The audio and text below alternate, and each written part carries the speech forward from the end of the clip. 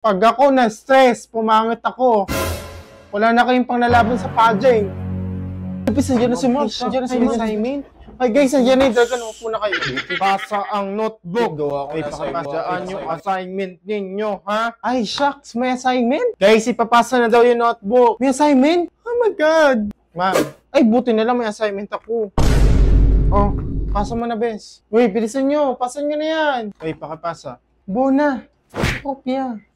Ay, bala nang papasa ko na nga lang. Oh, eto na. Pag ako na zero, kasalanan ninyo, ha? Huwag lang talaga kayo sa akin magpasama sa CR, ha? Hindi ko kayo sasamahan. Hindi, huwag mo na ipasa. Pakopya muna.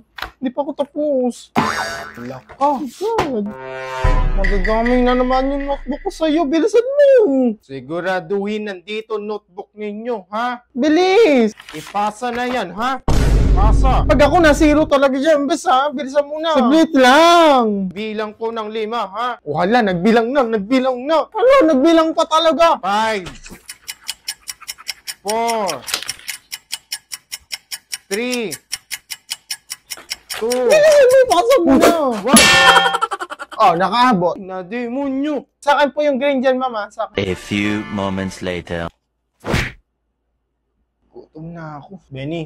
Benny, sabihin mo kay ma'am, recess na. Ba't ako? Ikaw na. Ikaw mo walang makeup sa ma'am, eh. Bad trip yan pag ganyan. Sabihin mo lang naman, recess na eh. Ma'am? Puro mali naman. Ma'am. Assignment. Sabi ko, i-drawing si SpongeBob. Ma'am ganda. Bakit kayo tosong kumay dyan? Ma'am, recess na po. Recess na ba? Ma'am, recess na po kaya. Sige, mag-recess na kayo.